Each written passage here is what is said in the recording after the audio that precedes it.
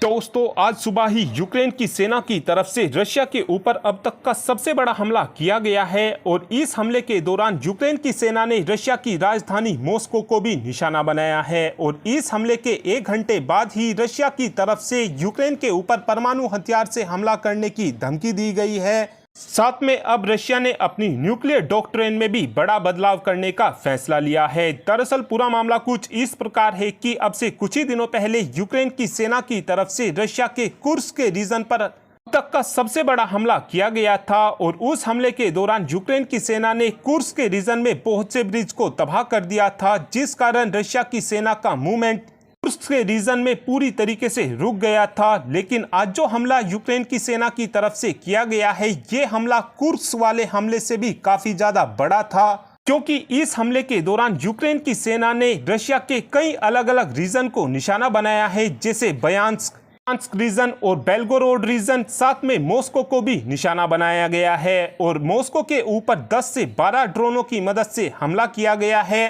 इस हमले को लेकर रशिया की तरफ से बताया गया है कि इस हमले के दौरान यूक्रेन की सेना ने 160 के आसपास हमारे ऊपर ड्रोन दागे थे, जिसमें से 158 ड्रोनों को तो हमारे डिफेंस सिस्टमों ने काफी आसानी से मारकर गिरा दिया। इस हमले के तुरंत बाद ही मॉस्को के मेयर की तरफ से भी एक बयान दिया गया, जिसमें मॉस्को के मेयर की तरफ से बताया गया है कि जिस समय यूक्रेन की सेना की तरफ से हमारी राजधानी के ऊपर बम अपने ड्रोनों की मदद से दागने की कोशिश की जा रही थी, उस समय हमारे डिफेंस सिस्टमों ने जब यूक्रेन के इन ड्रोनों को मारकर गिराया, उस समय यूक्रेन के इन ड्रोनों का मलबा हमारी रिफाइनरी के ऊपर जाकर गिर गया, जिसकी वजह से हमारी रिफाइनरी में आग लग गई और हमारी रिफाइनरी पूरी तरीके से जलकर राख हो गई है। इस हमले के तुरंत बाद ही रशिया की तरफ से एक मीटिंग को भी बुलाया गया और इस मीटिंग में इस बात को लेकर डिस्कस किया गया है कि क्या अब हमको यूक्रेन के ऊपर परमाणु हथियार से हमला कर देना चाहिए या फिर नहीं। अब समझने की कोशिश करते हैं कि रशिया की ये न्यूक्लियर डॉक्ट्रिन है क्या।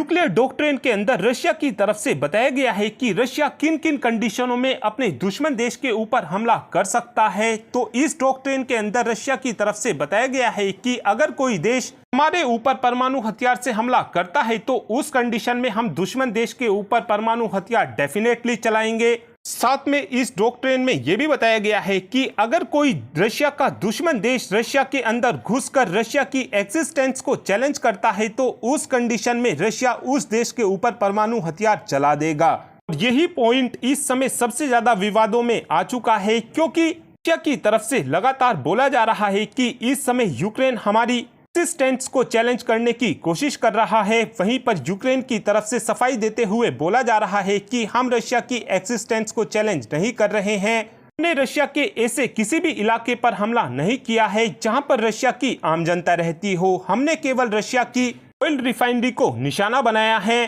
तीसरे पॉइंट में रशिया की तरफ से बताया गया है कि अगर रशिया को कहीं से इस बात की इंफॉर्मेशन मिल जाती है कि कोई रशिया का दुश्मन देश रशिया के ऊपर परमाणु हथियार चलाने वाला है तो उस कंडीशन में भी रशिया दुश्मन देश के ऊपर परमाणु हथियार दाग देगा। और अगर रशिया के ऊपर किसी भी देश की तरफ से बैलिस्टिक मिसाइल से हमला करने की कोशिश की जाती है तो उस कंडीशन में भी रशिया अपने परमाणु हथियारों का इस्तेमाल करेगा। और इसीलिए ही लगातार अमेरिका की तरफ से यूक्रेन को बोला जा रहा है कि भूल कर भी रशिया के ऊपर बैलिस्टिक मिसाइल से हमला ना कर देना, नहीं तो रशिया अपने परमाणु हथियारों को चलाने से बिल्कुल भी पीछे नहीं हटेगा। साथ में यह भी बताया गया है कि अगर रशिया की कोई न्यूक्लियर फैसिलिटी को निशाना बनाने की कोशिश करेगा तो उस कंडीशन में भी रशिया अपने परमाणु हथियारों का इस्तेमाल करेगा। जो रशिया के अंदर मीटिंग हुई है, इस मीटिंग में ज्यादातर ऑफिसरों की तरफ से बोला गया है कि अब हमको यूक्रेन के ऊपर टैक्टिकल न्यूक्लियर वेपन से हमला करना शुरू कर देना चाहिए। और अब आप ही कमेंट कर बता सकते हैं कि क्या रशिया को यूक्रेन के ऊपर टैक्टिकल न्यूक्लियर वेपन का इस्तेमाल करना चाहिए, हाँ या फिर ना। इस बात का आंसर आप कमेंट बॉक्स में दे सकते हैं। Thanks for watching this video.